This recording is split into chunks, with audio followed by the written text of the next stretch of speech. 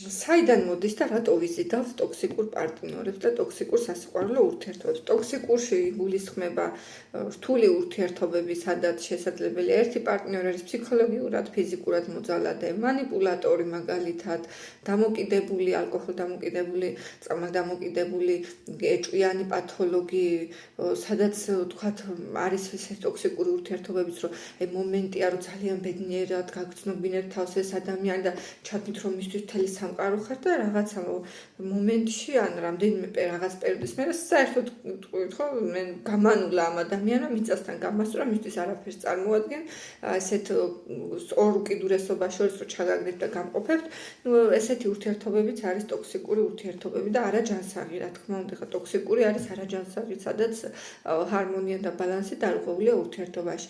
რატო მოდის ესეთი ურთიერთობა? რატო ვიზიდავთ? და რატო ვირჩევთ საერთოდ ესეთ პარტნიორებს? ხშირად როცა ტოქსიკური ურთიერთობა შემოდის და ესეთი არაჯანსაღია, თავიდან შეიძლება არც ისე ყველაფერი იდეალურადაც იყოს, ყველაფერი ძალიანაც მოგწონდეს, ძალიანაც ლამაზად და ყველა ჰარმონიულად წარმოგვესახოს, მაგრამ სინამდვილეში გართულდეს მერე. მიზეზები ძალიან ბევრია. შესაძლებელია აქ ხა ფსიქოლოგიურ ასპექტში რო შევიდეთ, ბავშვობის ტრაუმებში ჩავიდეთ, არასწორი მოდელები, მშობლის და შვილის, დედის და მამის ურთიერთობიდან გამომდინარე სიტუაციები გადმოვიტანოთ მოდელად, ან იმდენად გავაღიზიანთ, რომ პირიქით საერთოდ საპირისპიროს ვეცადოთ და ეს უკიდურესობაში გადავარდეთ.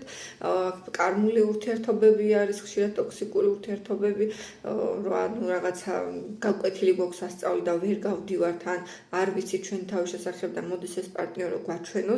ხშირად ტოქსიკურ ურთიერთობას სახეში სილის გარტყმას გავს და გამოფხიზლებას, ანუ წარეა საკმაოდ და გაიძულებს, რომ თვალები გაახილო და დაინახო, რომ რაღაცას არასწორად აკეთებ, შენ რაღაცა შენ თავის შესახებ არ გაქვს სწორი, ან შენ ეს პრობლემა გაქვს შენ თავში, რასაც მანამდე ვერ ხედავდი და ეს ადამიანი გაჩვენებს ზუსტად ამ პრობლემას. არც ისე სასიამოვნო გზებით. ხშირ შემთხვევაში ეს არის ცრემლის, ტირილის, დეპრესიის, შიშის, გულის წყვეტის და რაღაც ძალიან დიდი ნგრევების ხარჯზე ხდება სამწუხაროდ. ეს ურთიერთობებს ვიზიდავთ და მოდის ჩვენ ცხოვრებაში პირველ რიგში მე დავასახელებდი მიზეზად საკუთარ თავის მიმართ უსიყვარულობას. ტოქსიკური ურთიერთობების უმეტესობის მიზეზი არის სწორედ ეს, რომ ჩვენ გვიყვარს ჩვენი თავი იმდენად საკმარისად და ვეძებთ სხვა ადამიანში ამ დაფასებას, ამ სითბოს, ამ სიყვარულს, ჩახუტებას, ზრუნვას, რასაც ჩვენ თავს ვაკლებთ, რაც შეიძლება გარშემო ადამიანებისგან ვერ მივიღეთ, ოჯახისგან ვერ მივიღეთ, მეგობრებისგან ვერ მივიღეთ, ან მთელი ცხოვრება აქეთ ხვებს ვაძლევდით, გავცემდით და ჩვენ არავინ გვაძლევდა და გამოჩნდა ადამიანი, რომელიც თავიდან გვეუბნება, რომ აი მე მოგცემ ყველაფერს, მე დაგიდგები გვერდში, მე ვარ ის ერთადერთი, ვინც გადაგარჩენს, ვინც გვერდში დაგიდგება, ჩვენც მერე ვიჯერებთ ამას, რომ ეს მართლა ერთადერთი გადამრჩენელია და მე საერთოდ საპირისპირო სცენარი ტრიალდება და აღმოჩნდება, რომ გადასარჩენი მგონი აქეთ თავად არის ეს ადამიანი და აქეთ თავადაც ძალიან ბევრი უარყოფითი თვისებების მატარებელი და დაშორებითაც რო შორდები ცუდად ხარ, ურთიერთობაში ხარ და მაშინაც ცუდად ხარ, იმიტომ რომ არის სულ ეჭვები, სულ ტყუილები, სულ შიშები, მიტოვები შიში ახასიათებს ძალიან ტოქსიკურ ურთიერთობას და ფიქრობ, რომ აი რო წავალ მისგან, აღარავის აღარ ვეყვარები და აი მორჩა, მისნაირი არავინ იქნება. რა თქმა უნდა, მისნაირი არავინ იქნება, ყველა ადამიანი და ყველა ურთიერთობა ინდივიდუალურია და თავისი შტრიხებით და ხასიათით განსაკუთრებული, მაგრამ შეიძლება მასე უკეთესიც იყოს, ან მასე შედარებით დაბალანსებული. არ არის აუცილებელი ყველა ურთიერთობა ერთნაირი იყოს, ეს ცხოვრება თავგადასავალია და მივეჯაჭვებით ამ საკითხს მაინც და მაინც. მიზეზები როგორ შეიძლება დავამუშავოთ ეს საკითხი? აი პრობლემა როგორ აღმოფხრათ? პირველ რიგში მე მაინც ვიტყოდი, რომ გაცნობიერებულ ცხოვრებას უნდა მივყოთ ხელი. რას გულისხმობ გაცნობიერებულ ცხოვრებაში? დაუკვირდით, რატო ავირჩიე მე ეს ადამიანი? რას მაძლევს მე ეს პიროვნება?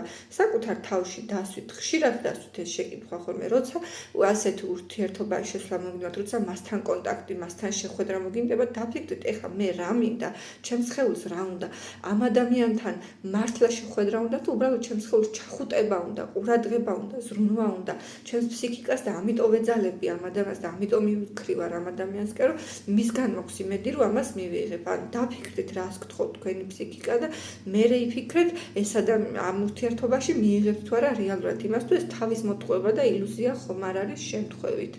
კარგად დაუსვით თქვენ თავს კითხვა. პირველი არის გაცნობიერება, მეორე არის საკუთარი თავის მიმართ სიყვარული. შეიყვარეთ თქვენ თავები, არ ვიცი, ისე როგორც ალბათ საკუთარ შვილს შეიყვარეთ, ან აიღეთ საკუთარ თავზე მშობლობის უნარი თუ უფლება, გამოიმუშავეთ ეს უნარი, რომ თქვენი თავი გიყვარდეთ როგორც თქვენი შვილი. თუ შეიძლება არ აღვყავს ახლა ყველას მე მაგალითად არ ვარ დაოჯახებული, მაგრამ რა მნიშვნელობა აქვს, ხო წარმოგვიდგენია ის როგორ შვილს როგორ იზრუნებდი, ან საყვარელ არსებაზე, ან ცხოველზე, ან რა ვიცი, როგორც გულით საყვარელზე, ისე ვიზრუნოთ ჩვენს თავზე, ისე მოусმინოთ. მისთვის ჩვენ თვითონ სუნთქვა, ჩვენ თვითონ აზრს, ფიქრს, გრძნობას, სხეულის ენას, რას გვატყობინებს სხეული, რას გველაპარაკება. პირველი და უმთავრესი არის ეს მოსმენა, გაცნობიერება, გააზრება ჩვენი თავების. მერე უკვე ამ ყველაფრის ასე რომ ვთქვათ, დამუშავება და მიცემა იმისი, რაც ჩვენ თავს იმ მომენტში ესაჯობა. შეიძლება უბრალოდ ჩახუტება გვინდა. ჩვენ თავს ჩავეხუტოთ, შეიძლება რაღაცა ელემენტარული ყურადღება გვინდა და მივდივართ და ვეწებებით ასე და ვეჯაჭვებით ურთიერთობას, რომ იმან უნდა მოგწოს, რადგან მიჩვეულები არა ვართ. არავინ გვასწავლა, რომ ჩვენ თავზე უნდა ვიზრუნოთ და გონია რომ სულ სხვა უნდა მოგცეს, სხვა უნდა გააკეთოს. ჩვენ ხომ მიჩვეული ვართ, რომ ჩვენ თავი ეგოიზმია ეს, როგორ შეიძლება შენ თავი გიყვარდეს ესე, შენ ეგოისტი ხარ. შენ თავის მეტი არავინ გადარდებს, მე უცებ შემოვა ესეთ სტერეოტიპები და კრიტიკები. ესეც არ არის სწორი, რა თქმა უნდა, მეგობრებო. პირიქით, პირველი და მოსავალი წერტილი ხო ჩვენ ვართ. ჩვენ ხო ჩვენი თვალებით ვხედავთ ამ სამყაროს, ჩვენი თვალებით შევიცნობთ ამ დედამიწას, სიტუაციებს და ამიტომ ჩვენ თავი უნდა გავაჯანსაღოთ, უნდა ვიზრუნოთ, უნდა მოვუაროთ. და ტოქსიკურ ურთიერთობებში ძალიან ხშირად არის პრობლემური ზუსტად ეს სიტუაცია, რომ მივდივართ იმ პარტნიორთან, რადგან ის ჩვენი მეგობარიც გახდა, ფსიქოლოგიც გახდა, შეყვარებულიც გახდა, თანამგზავრიც გახდა, მშობელიც გახდა, დედაც გახდა, მამაც გახდა, შვილიც გახდა, არ ვიცი და ჩვენც ანალოგიურად მერე შენც იქითკენ პირიქით ყველაფერი ხდები მისთვის მთელი საყრდენები გადაგაქვს ერთ ადამიანზე და ეს არ არის სწორი და ზუსტად ეს არის დასაბალანსებელი. ახლა ურთიერთობაში ბუნებრივია, რომ გინდა არ გინდა გარკვეული მიჯაჭვულობა თუ კავშირი ჩნდება. ამას ვერ საწავალთ, ახლა ურთიერთობა ესეთია, მაგრამ ჰარმონიულ ურთიერთობაში ეს ძაფები არ არის, ესე ვთქვათ, მომწავლავი და არ არის რთული, უფრო პირიქით სასიამოვნო და საინტერესო და ჰარმონიულია და ცუდ ურთიერთობაში პირიქით ტოქსიკური საშინელი ჩხუბი კამათი ერთად გვინდა, რაღაცა სასწაულის საშინელი ამბები, მოძალადე პარტნიორები ხშირ შემთხვევაში არ არის ფიზიკური ძალადობა, უცბელი ეკონომიკური, ფსიქოლოგიური, ემოციური, მენტალური, ის რომ შეიძლება გითხრას, რომ შენ არაფრის მაქნისი ხარ, შენ ჩემ გარშე არაფერს წარმოადგენ, მე რო არ ვიყო შენ არავინ იქნები. ესეც რა თქმა უნდა დამცირება ადამიანს და ჩვენ მერე ვიჯერებთ ხოლმე ამ ყველაფერს და შვენიურად კარგად ჩვენი ფსიქიკა უცუდად რაღაცებს მარტივად იჯერებთ ჩვენ თავზე.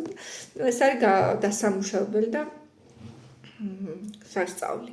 პირველი ნაბიჯები არის გაცნობიერება და ყველა ვინც ესეთ რთული ურთიერთობებში იყავით, ან ეხლა ხართ, ეცადეთ რომ სხეულს დააკვირდეთ, რა სიგნალს გაძლევთ და რა მინიშნებებს გაძლევთ თქვენი სხეული. ძალიან ჭკვიანია და ძალიან ბრძენია ჩვენი ორგანიზმი და მოусმინეთ მას. ბევრ რაღაცას პასუხს გაგცემთ და ბევრ სიტუაციისგან შეიძლება დაგიხსნათ და გადაგარჩინოთ კიდეც საკუთარმა სხეულმა, თუ სწორად მოусმენთ მას და სწორად აღიქვავთ სხეულის სიგნალებს. მოკლედ, ჰარმონიულ ბედნიერ ურთიერთობებს გისურვებთ. არ ვიცი რატომღაც გადაწყვეტე ეს ვიდეო ჩამეწერა, ვიცი რომ ძალიან ბევრს აწუხებს ეს თემა და მინდა რომ რაღაცნაირად ჩემი პატარა წვლილი შევიტანო თქვენს გაბედნიერებაში და უკეთესად ყოფნაში.